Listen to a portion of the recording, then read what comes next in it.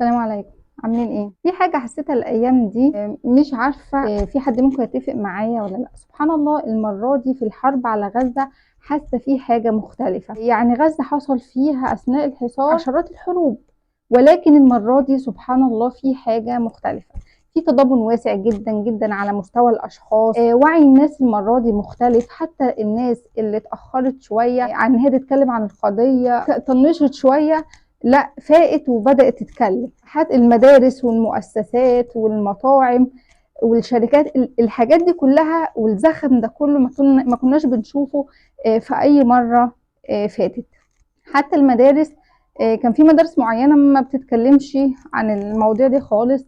وكانوا بيحتفلوا مثلا بالكريسماس وما بيحتفلوش بالمولد النبوي، برغم ان هم مسلمين، او بيحتفلوا بالاتنين مع بعض عشان يرضوا جميع الاطراف، وكانت حاجة يعني اخر عك. فلا المرة دي بقوا بيتكلموا عن القضية الفلسطينية وعن اللي بيحصل، وبيشغلوا أغاني وبيتكلموا مع الولاد. في كمان ناس كتير بدأت تعمل ورش للأطفال عشان يكلموهم عن اللي بيحصل ويفهموهم ويعرفوهم أصل الموضوع. فسبحان الله، أكيد ربنا ليه حكمة في اللي بيحصل. وأنا إحساسي إن المرة دي مختلفة عن كل مرة. إن ربنا بيدبر أمر للقضية الفلسطينية. ايه هو وهيحصل امتى وهيحصل ازاي، طبعا الله اعلم. بس ما فيش حاجة بتحصل كده اعتباطا. مين اللي اتكلم ومين اللي ما اتكلمش، ومين اللي اتكلم ازاي، ومين عجبنا ومين ما عجبناش، ومين اللي خدم القضية ومين اللي تخلى عنها. اكيد اكيد كل ده بتدبير ربنا. فانا لما استحضرت المعنى ده الحقيقة حسيت براحة نفسية. لاننا طول الوقت بنقول طب ليه ده ما يتكلمش، طب ليه ده ما ياخدش موقف، طب احنا ازاي عاجزين للدرجة دي.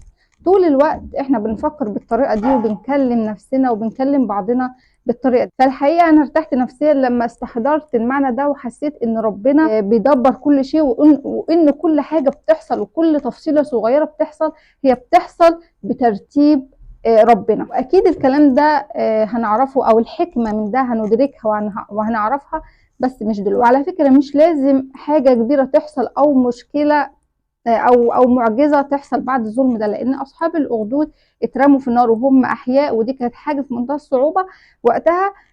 مفيش حاجة حصلت، مفيش معجزة حصلت، مفيش انتقام شديد حصل في الوقت الحالي اللي حصل فيه اصحاب الاخدود للملك اللي عمل فيهم كده. فاحنا المطلوب مننا ان احنا نسلم امرنا لله بشكل تام. احنا الفترة الاولى او اول كام يوم كده قعدنا مصدومين ومذهولين من اللي بيحصل، فكنا بس بنتابع الاخبار وبنشير الاخبار دي، وده للاسف مش كفايه. ده اسمه تعاطف. طبعا كويس جدا ان احنا نتعاطف معاهم، بس احنا علينا دور كأمة مسلمه، ان احنا ممكن يكون الفرد فينا سبب في نصر او في الهزيمه اللي بتحصل.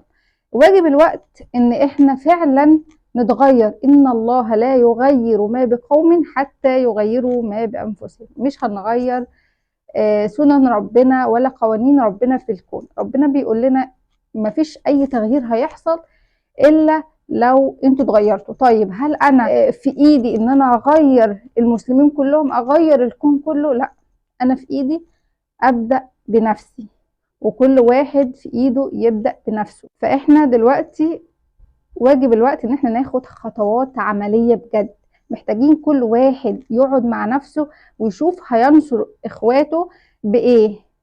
هل بذنب كان بيعمله وهيبطله، ولا بطاعة ما كانش بيعملها وهيبدأ يعملها؟ هل هنصر اخواتي بحجاب ما كنتش محجبة فهتحجب، ولا حجابي ما كانش كويس فهحاول اظبط فيه، ولا هنصر اخواتي بان انا ما كنتش بصلي وهبدأ اصلي؟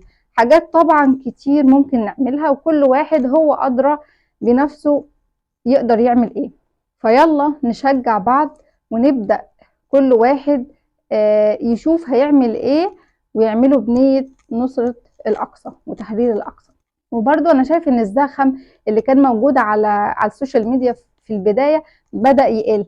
مش عارفة هو ده يأس ولا هو خلاص احنا يعني اتعودنا، أخدنا الصدمة وتعايشنا مع الموضوع. برضو ما ننساش، لا نفضل نشير ونفضل نحكي ونفضل نتكلم ونفضل نتبرع ونفضل نقاطع. الحاجات دي كلها مستمرة لحد ما فلسطين ترجع لنا. فمش عايزين نيأس ونرجع ننشغل بحياتنا ومشاكلنا، لان الموضوع الله اعلم هينتهي امتى، والموضوع عندهم والوضع عندهم صعب جدا. ربنا يتولاهم ويغفر تقصيرهم. السلام عليكم.